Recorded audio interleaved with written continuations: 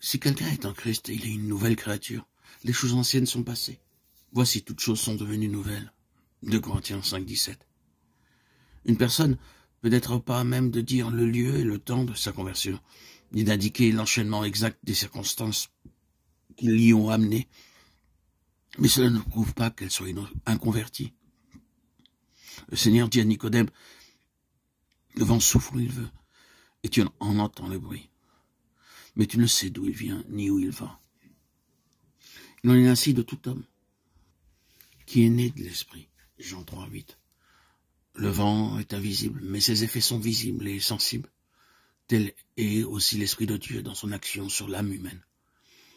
Une puissance régénératrice que nul homme ne peut voir engendre l'âme à une vie nouvelle. Elle crée un être nouveau à l'image de Dieu.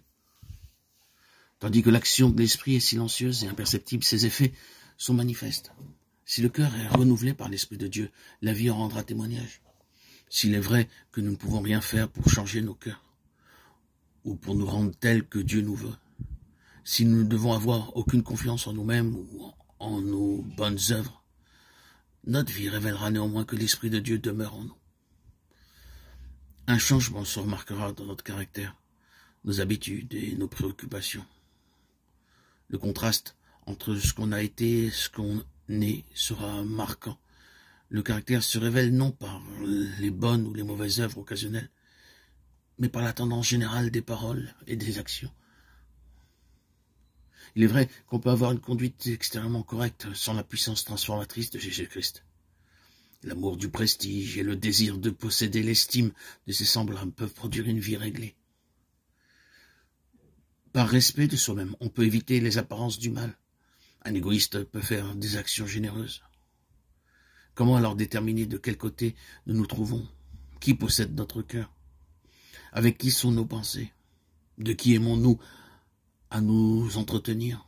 Qui possède nos plus chaudes affections et le meilleur de notre énergie? Si nous sommes à Jésus, nos pensées sont en lui, ainsi que nos plus douces émotions. Tout ce que nous sommes ou possédons lui est consacré.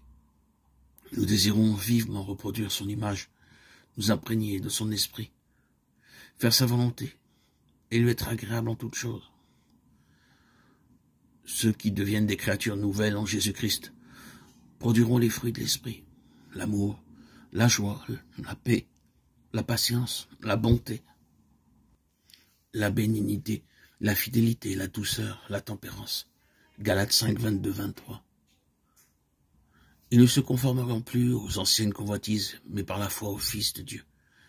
Ils suivront ses pas, réfléchiront son caractère, et se purifieront comme lui-même est pur.